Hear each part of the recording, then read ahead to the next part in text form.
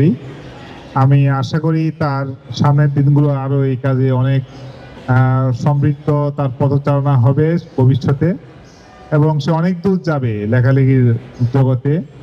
এবং সে প্রথম পরীক্ষা মনে হয় প্রথম হয়েছে, হ্যাঁ, কলেজে। সব দিক দিয়ে সে দারুণ মেধার স্বাক্ষর রেখেছে, এবং ভবিষ্যতে তার এই সফলতার ধারা অব্যাহত থাকবে আমি প্রার্থনা করি তার জন্য।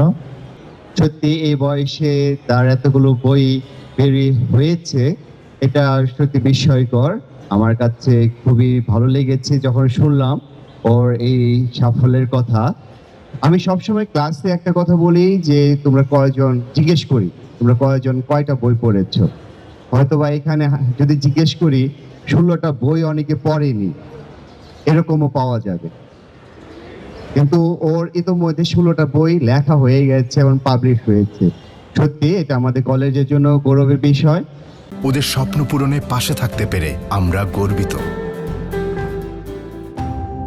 এবং আমরা সত্যি আনন্দিত, এবং কলেজের পক্ষ থেকে তোমাকে অনেক অনেক শুভেচ্ছা, এবং অনিলের বাবা মার জন্য অনেক অনেক শুভকামনা, এবং তাদের জন্য সবার জন্য অনেক অনেক শুভকামনা এবং প্রার্থনা। লেখালেখি করে এটা একটা অলৌকিক আনন্দ। লেখালেখি করা এত সোজা না।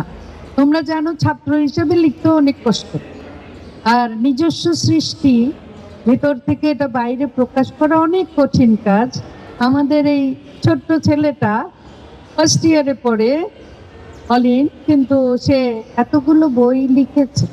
আমার একটুখানি অসুখ আছে লেখালেখির, এজন্য না থাকলে কি লিখবে, কি প্রকাশ করবে।